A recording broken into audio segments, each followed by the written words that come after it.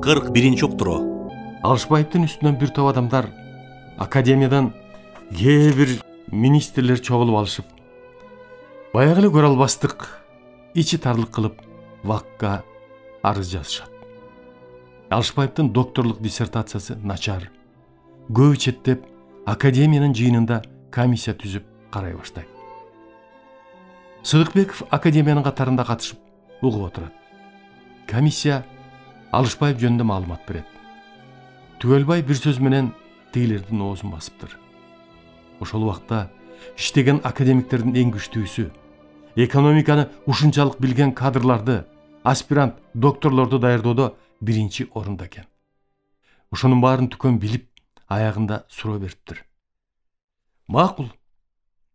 Алышбаев ошондой экен. Ишпеген академиктердин ишин кандай деп караса, Алышбаевга окшогон, ошончо эмгек кылган бирөө дагы жок экен. Алышбаевдин окуучуларынын бири азыр чогуу академик болуп иштешип жүрөбүз.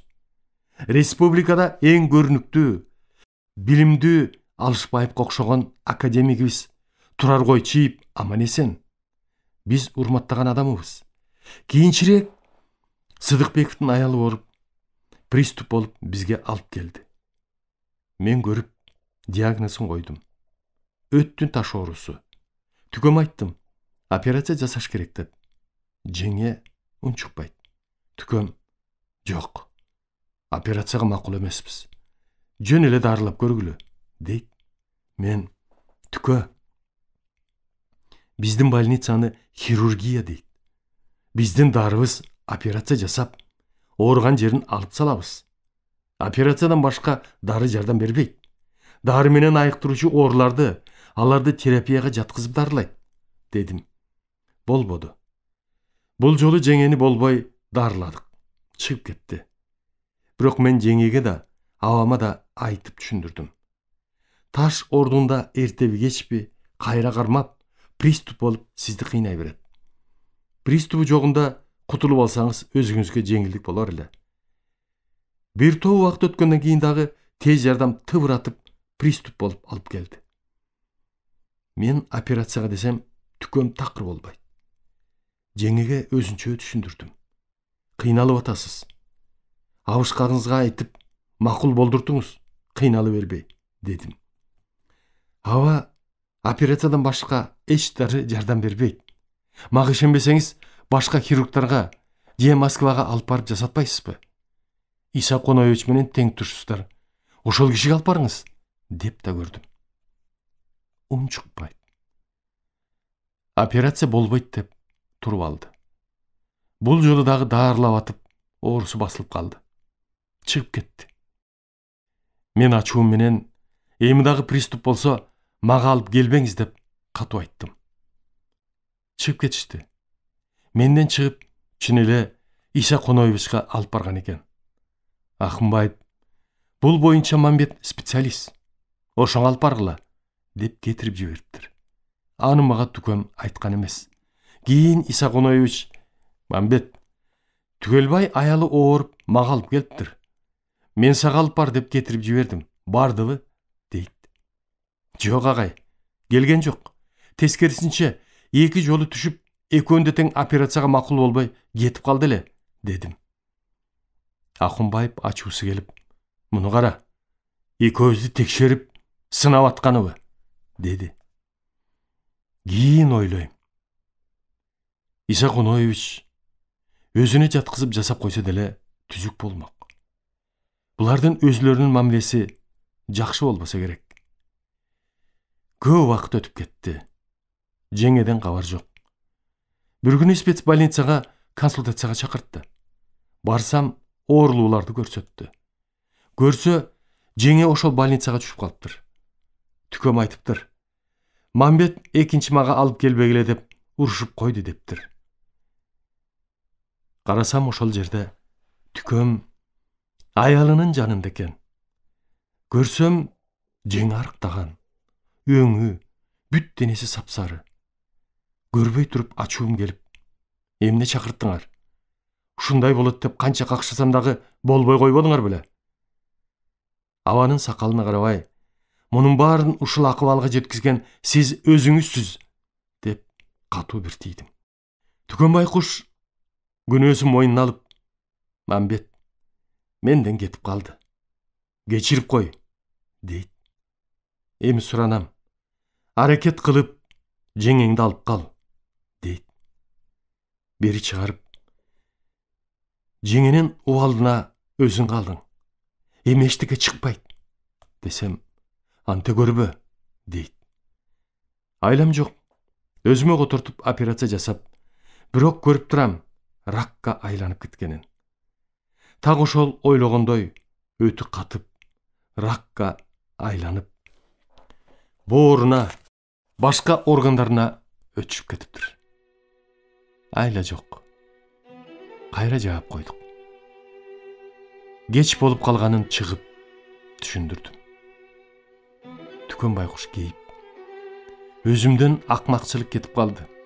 Өзүм өлтүрдүм деп капа болду. Бул киши кийин түшүндү эмне себеп менен өлгөнүн. Көпчүлүк эл кайдан билет? Баары бир баягы эле союп өлтүрүптүр деген сөз. Мындай сөздөргө мен көнгөм.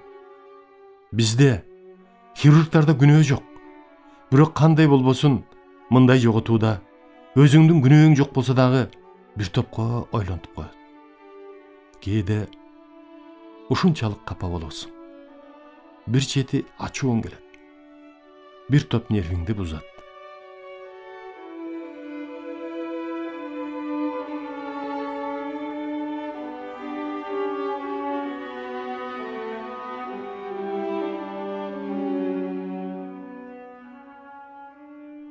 Айылдагы кээ бир укмуштуу сөз тапкан чоң аталарымдын айткан кызыктуу, күлкүлүү сөздөрү эсимден кетпейт. Алмалы деген чоң аталарыбыз 100ге чыгып кайтыш болду. Бул кишинин небереси Алмалиева Алмакан азыр менде гинекология бөлүмүнүн башчысы. Кыргыз Республикасына эмгек сиңирген врач деген наамы бар. Алмалынын жалгыз баласы Акендин атасы эрте кайтыш болуп калган. Алмалы абушка ошол өрөөндөгү абушкаларды ооз ачтырчу эмес. Ушундай сөз тапкыч, окмуш киши эле. Бир отпускага июль айында барышымда көп жыл өтүп кетти. Бекболот деген абушка өтүп кетиптир. Баласы Абды экөөбүз бирге 10 классты бүттүк эле. Ошол Абдынын атасына барып, мен айылдык жолдоштор менен чогуу туруп калдым эле. Бир маалда Алмалы абушка чакыртып жибериптир. Барсам, айылдын сакалдуулары бактын түбүндө чогулуп сүйлөшүп отурушуптур. Мамбет, жаныбызга отуруп, биздин сөздү угуп отур, деп калды. Макул чоң ата, деп отуруп калдым. Жунуш деген абушка мамаке менен жашы тең болуш керек. Алмалы ата мага карап, могу Жунуш абаңдын чекесиндеги тырыкты көрдүңбү? Деди. Мен эчтеке оюмда жок. Көрдүм, дедим. Ушул тырыгынын тарыхын айтып берейин, деп калды. Бул Жунуш энесинин ичинде жатканда, энеси чоң жаргылчак менен талкан тартып отуруп, четиндеги акшагын сугуна берип, ошондо бир чоң кара сулуу кошо кетип, анан толго болуп төрөп атканда, ошол кара сулуу так маңдайына сайылып, ошондо мээсине доо кетип, жалдырап, келеси болуп калганын себеби ушул деп турат. Тиги киши үн каткан жок. Айткандан жеке кир деп гана койду. Бул тамашаны көтөрө албаган киши болсо, ошол жерден мушташы кетпейби? Ушул Жунуш абушканын Керимберди деген баласы окуп бүтүп, кийин Алышбаевдин жардамы менен экономика илимдеринин доктору болуп, вуздарда профессор болуп иштеп жүрдү. 83 жаштан ашып кайтыш болуп кетти. Бул адам биздин айылдык. Сырыбызды, бири-бирибизди айылдаштары жакшы билишебиз да. Адам менен, туугандар менен жөрө жолдош деген бул адамда жок кеселе. Чатагыраак, арызды бирөөнүн үстүнөн көбүрөөк жазып жиберчү. Бир баласы бар эле. Анысы дагы көп жакшы болбой, 2 жолу өзүн өзү бычак менен сайып, маркум профессор Жапар Бектуров операция жасап, аман алып калды. Кийинки жолу өзү асынып өлдү деп уктук. Атасы Керимберди 4-5 жыл мурун кайтыш болуптур. Бирөөбүзгө да кабар кылбай айылга алып барып коюптур. Айылдагылардын айтымында бул жактан узатышып бир жан келген жок дейт. Адам деген тирүүсүндө эне атаны, туугандарды, айрыкча айылдагы туугандарын жана жолдошторду күтүп, ошолорду урматтап, ажырабай, колунан келсе жардам кылып жүрсө, мындай акыбалга келбейт эле. Көп эле көрүп жүрбөйбүзбү? Тирүүсүндө баркы болбосо, өлгөндө айрыкча тең туш, тууган дегендер тескери карап коюуга болот экен. Муну өлөм же башыма кыйынчылык келет деген адам унутпашы керек. Дагы ошол эле отургандардын арасында Арын деген абышка отурду. Бул абаны жакшы таанычумун. Өтө созулган, сүйлөбөгөн, зың кыйган адам. Кемпири Дейилде деген өңдүү түстүү аял эле. Экөө тең колхоздо актив болуп жүргөн кишилер. Мурунураак кайтыш болуп калган. 2 баласы, 1 кызы бар. Улуу баласы Жанар деген менден 4 жаш улуу. Парт мектепти бүтүп, билимдүү, узун бойлуу, зың кыйган тың адам эле. Обул ононун төрагасы. Райкомдордо иштеп жүрүп, бала чакалуу болуп, эрте кайтыш болуп кетти. Инфаркт болсо керек.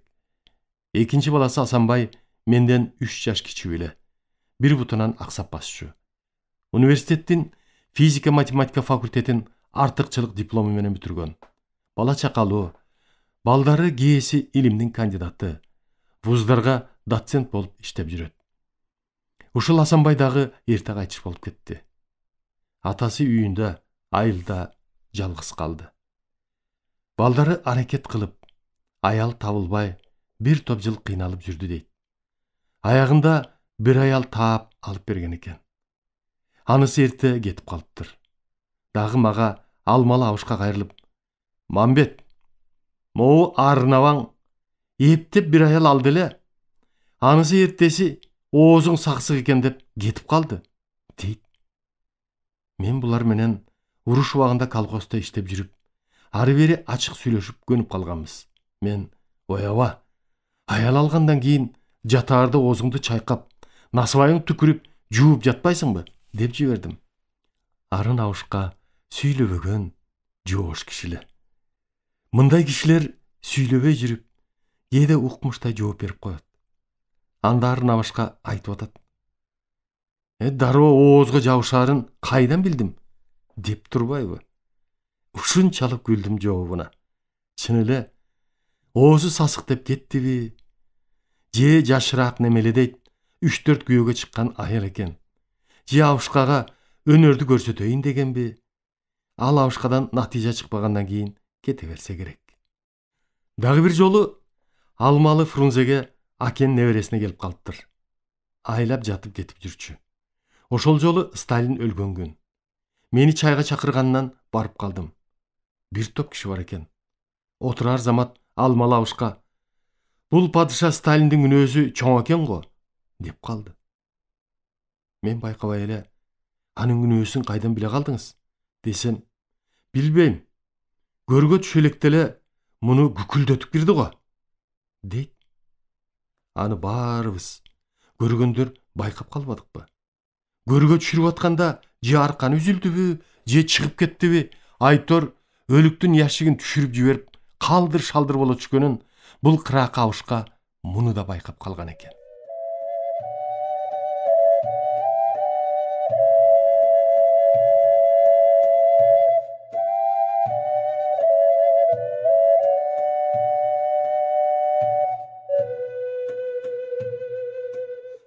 Дагы бир эсимде. 1983 жылы энем өлүп, кийинки жылы жылдыгын берип атабыз. Айылдагы сакалдуулар текши келип отурушат. Алмалы абышка Мамакеге: "Сен эми акыркы милдетиңен кутулдуң. Эми колу бутуң, башың бош" дегендей: "Мамаке, аял ал" деп калды. Мамаке: "Жок, а дегенде сен улуусуң, сен ал" деп калды. Алмалы: "Мен алайын эле деп турам. Мага тиер эмес. Сага тийбесе, мага тиеби" деди Мамаке. "Ай Мамаке, тийбейт. Мамбет үчүн тиет" деп дагы күлдүрдү. Тороктон Кулуке деген өңү түсү болбураган өтө жоош киши көрүндү эле. Мунун баласы аалы менен 10 классты чогуу бүтүргөнбүз. Ушул Кулукем тамашалай текестен келаткандабы, ага чейин жекийин деле күзгү дегенди ким көрүптүр? Күзгү болбогондон кийин адам өз өңүнүн кандай экенин билбесе керек. Жолдо келатса, күзгүнүн бир сыныкчасы жатыптыр дейт. Кулуке ала коеюн десе, өзүнүн өңү көрүнө калып, ар жагында ээси жаткан тура деп бакырып качыптыр, деп тамашалады. Тиги кишилер алмалыга бир кайрылып жооп бергенин көргөн жокмун. Ойлойм, жооп берсе, же берейин десе, тиги киши андан экесе жаман кылаарын билсе керек. Дагы бир өзүмдүн жакын чоң аталарга отпускага барсам, туугандардан айланса болот. Ушул күнгө чейин мен барганда өзлөрү кезектешип конокко чакырышат. Мен айылда жылына башка жумуш болуп калбаса 10-15 күн жүрөм. Көп жыл өтүп кетти. Бир инилерим айтып арызданып калышты. Могу абышканын оозун басып кетиңизчи, деп. Эмне болду десем, бизди кыйнап, айыл алып бергиле деп болбой атат, дейт. Абышканын кемпири көп жыл мурун кайтыш болуп, балдарынын колунда калды эле. Мен бардым, сүйлөшүп отуруп, чоң ата, ушинтип уктум, чын эле көңүлүң барбы? Десем, мага өтө катуу кирди. Алып бергиле, ушинтип эле жалгыз отура беремби? Мен көңүлүн калтырбайын деп, анда мен да аракет кылайын, деп чыгып кеттим. Ал убакта азыр деле жаш өтүп кеткен жесир абышкаларга кемпир табыш өтө кыйын болуп калбадыбы? Себеби кээ бир аялдар, кемпирлер жалгыз жашап көнүп калган. Абышкага, бир алкашка кезигип калса, анын чайын кайнатып, тамагын жасап, кийим кечесин жуугандан коркот. Ошол үчүн башын оорутпай, убарасы жок, жалгыз жашаганды туура көрүп калбадыбы? Бир чети мунусу да туура. Кийинки жылы үйгө барсам, баягы инилерим боорун эзип күлүп, абышканын тарыхын айтып беришти. Аркы ак булуң жакта кичи кызы турчу эле. Ага да айтса керек. Алгысы ошол айылдан жалгыз турган, улгайган аялды таап сүйлөшсө макул болуптур. Кызы кабар кылат. Таптым, атамды жуунтуп, таза кийинтип жибергиле деп. Абышка атчан жөнөп, таап барып, кызына барбай, түз эле ошол аялдын үйүнө барып, аттын үстүнөн кемпир менен сүйлөшүп, ал жайын айтат. Бул эми сүйдүм күйдүм демек беле. Угуп отуруп, аялдагы макул болдум. Бирок бир аз күн күтө туруңуз. Огороддо толтура картошка бышып калган. Ушуну казып жыйнап алайын, анан макулмун дейт. Абышка шылтоң эле ушулбу деп аттан ыргып түшүп, кечке картошка казат. Кечинде чарчап жатып калат. Эртең менен абышка белим, бутум деп козголо албайт. Кемпир кошуналарын чакырып, атына мингизип, жарабайсың деп жөнөтүп жибериптир. Кийинки жылы балдар ушуну айтып абдан күлдүрдү. Угаар замат абышкага жетип бардым. Учурашып, сүйлөшүп отуруп, я чоң ата, сыр билгизбей, аттан түшпөй, зыңкыйып турбай эмне кылганың? Десем, тездете коеюн дебедимби? Дейт. Ошондон кийин аял дегенди сөз кылбай жүрүп, кайтыш болуптур. Мурунку абышкалар менен азыркы абышкаларды салыштырганда айтып жүрүшпөйбү? Өзүбүз деле көрүп билип калдык. 60 бай, 70 бай, 80 бай деген аттарды мурунку жаш өтүп калган эркектер мээси көбөйлөнүп кыйналчу эмес. Ойлогону мал, курсактын тойму, башка нерселерди ойлоп мээсин чарчатпаса керек. Таза аба, ичкен жегени күчтүү, баардык эмес, түзүк тургандары. Мындай багышта аял алып караганда бала болуптур. Мунун себеби эркектин уругу жашына карабай жандуу болуп, карыган адамдан төрөлгөн балдары дени сак, өтө сезимдүү болоорун көрүп келбедикпи? Эми азыркы биздин чалдар өмүр бою иш менен алек. Күн түн дебей мээси эс албайт. Түнкүсүн тынч уйку жок. 100 түрлүү кээде өмүрүндө көрбөгөн, укпаган укмуштар түшкө кирип ий сооп чыгат. Абанын таза эместиги, тамактын сапаты, анан аял алайын десе баардык жагынан мүмкүнчүлүгү жок. Көрүп жүрбөйсүзбү? Көрүнүктүү, эл журтка эмгеги сиңген, өмүр бою кызмат үстүндө жүргөн кишилер жесир калганда алайын десе аялдар аз.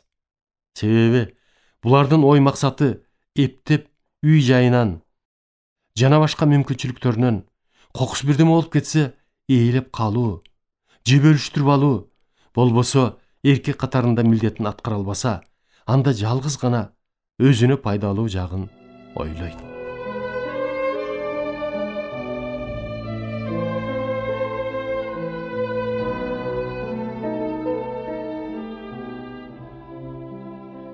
Бейшенбек Эралиев, медицина илимдеринин кандидаты, доцент, Мамбет агайыма. Кут болсун курагыңыз жыргалга бай, сиз менен биздин өмүр бакытка бай, ынтымак өмүр тилеп сиз келесиз, канткенде тура алабыз ырарнабай. Жаштыкка жалын болуп жана билген, акыл ой чоң билимди бага билген, жашоодогу бир көздөгөн максатына өжөр агай ташыркабай бара билген. Дүйнөнү дүңгүрөткөн дүбүртүңүз, турмуштагы тулпардын гүлүгүсүз, ылайым сого берсин, жол борстун жүрөгүндөй жүрөгүңүз. Шебибиз даңктуу ата төрүбүздүн, орду бар тарыхында элибиздин, эл жер сүйгөн улуу инсан атабыздай устат болсо кан эмесе сен көрсөткүн. Өмүр дайра өктөмүнөн жазбаган, өжөр адам чыгат тура шашпаган, мына ушундай агайымдын тоюна сөз жарашат ардактаган, даңктаган. Эл ишенчи мойнуңуздан түшпөдү, адал эмгек асыл максат жүктөдү, талыкпаган чоң эмгектен баар таап, шак ийилген дарак окшойт күздөгү. Күздө бышкан мөмөсүндөй жемиштин, жакшылыктар катар-катар келишсин, өмүрүңүз өктөмүнөн кемибей, толкуй берсин толкунундай деңиздин. Биз сизге кандай белек берсек дагы, асмандан ай күндү алып келсек дагы, бизге берген аталык мээримиңиз унутулбайт, эч нерсеге теңдешсиз. Кыргыз эли жашы карыбы бирдей сүйөт. Сиз турганда очок оту улуу күйөт. Иштин жана үйдүн куту, кутманысыз жашообуздун, андыктан бакыт коштоп бирге жүрөт. Бакыт чачып, балбылдап күйүп турган, баарыбызды бапестеп сүйүп турган, залкар агай, алтын агай бар болуңуз, гүлдөп атат борборуңуз өзүн курган. Асыл курак 85 жашка келген, ырыс кутту төрүбүзгө төшөп берген, кадырлуу акылмандык карлыкта шебибиз бар, биз сыйлаган Кудай берген. Ардагыбыз, аска зообуз, атабыз, көп дейсинчи бизге сиздин батаңыз. Сиз бар үчүн бул жашоодо биз дагы эл катары иштеп жашап атабыз. Алып караганыңыз бизге тоодой дем болуп, ар бир сөзүңүз акыл болуп, эм болуп, сак саламат ден соолукта жүрүңүз, кайрат күчүңүз кам манаска тең болуп. Эр ортону 85ке келипсиз, чокудагы сайран курган бүркүттөй, сокенеже жандап жүрсүн жанашып, эли сүйгөн сиздин демди кемитпей. Бет кайтасыз, сырын билген адамдын, жакшынын да, жаманын да катасын. Бул жашоодо сиздей улуу адамдар көркү болот көөн өрбөгөн замандын. Өмүр жашың узун болсун арчадай, узак жолду бастыңыз го, мүдүрүлбөй, чарчабай. Жүзүңүздөн күлкү, кубаныч кетпесин, жаңы бышып, жамгыр жууган арчадай. Сизге айтылган алкыштарды жыйнасак, асман тиреп ала тоодой тоо болмок. Кудай берген жашка чыга бериңиз, Гиннес китептен атток уйлу барактап. 85ти ээлеген убагыңыз, өзүңүздүн эр ортону курагыңыз, Аман есен болуңуз 100ден ашып, эч соолубай аксын өмүр булагыңыз. Мээнет менен эмгектен качпадыңыз. Бак дөөлөт, урмат, сыйго тапканыңыз. Баркын билип, өмүрдүн баасын билип, балдар болду бапестеп бакканыңыз. Турмуштук татаал жолдор басканыңыз. Тайманбай далай тоскоол чапканыңыз. Дагы эле кубатыңыз өзүңүздө акыл кеп, улуу кептер айтканыңыз. Жылдар жыйып, улам бирден кошулуп, өмүр жашы өйдөлөөдө созулуп, баарыбыздын бактыбызга бар болуңуз, алтын агай жашай берсин төрүбүздө отуруп. Жашоодогу эң негизги ишимдеп, ден соолуктун асылдыгын изилдеп, эң бийик акыл эс аң сезимдин уюткусун чачып атат элим деп. Дүбүрт чыгып алыстан, дүңгүрөтүп мезгил менен жарышкан, 85-ке чыккандарды суктандырган Мамбет агай Залкар элдин уулу бар. Көрүп угуп, дүйнө жүзү таң калып, карап турат илимпоздор жарданып, агайыбыз күнүнө 5-6дан операция жасайт деп, кайда болсо жүрөлүчү мактанып. Очок өчпөй, түтүнүңүз булай берсин, өмүрүңүз узагынан Кудай берсин. Татаал кесип хирург өнөрүңүздү, артыңыздан жаш муундар улай берсин. Мамбет агай, Кудай берген пенде экенсиз. Жакшы жашап, жүз чамалап сиз келесиз. Таамай жөндөм, акыл башта жашынган, таланты зор илимпоздун өзү экенсиз. Азыркынын нур дөөлөттүү карысысыз. Баатыр болуп, алтын жылдыз тагындыңыз.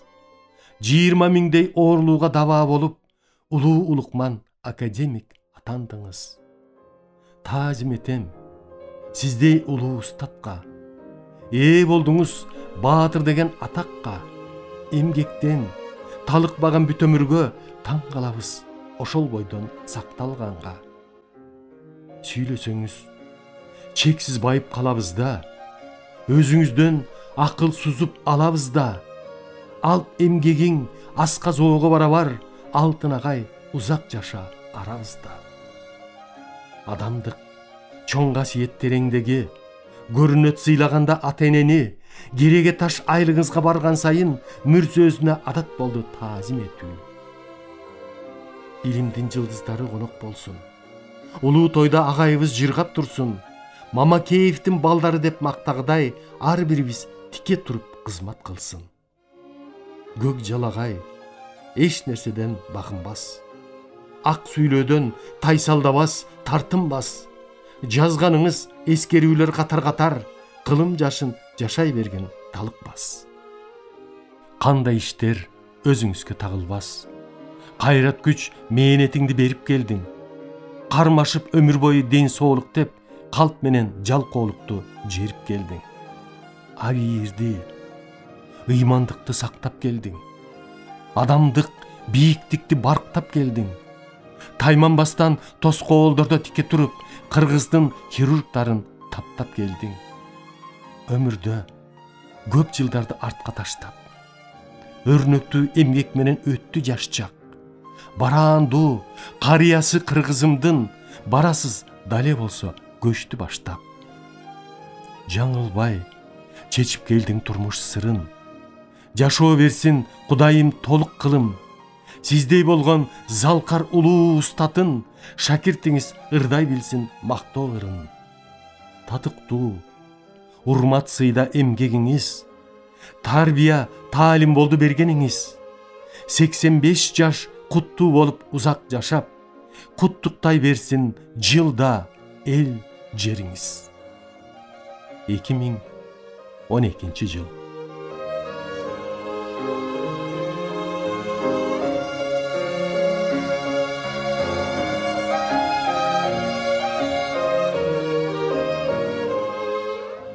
Урматтуу радио угуучулар, сиздер адабияттуу уктуруубуздан Кыргыз Республикасынын баатыры, академик Мамбет Мамакеевдин «Мезгил жана инсан» аттуу автобиографиялык чыгармасын Кыргыз Республикасынын эмгек сиңирген артисти Эгемберди Бекболиевдин көркөм окуусунда уктуңуздар. Көркөмдөп музыкалаштырган Жыргал Аманова.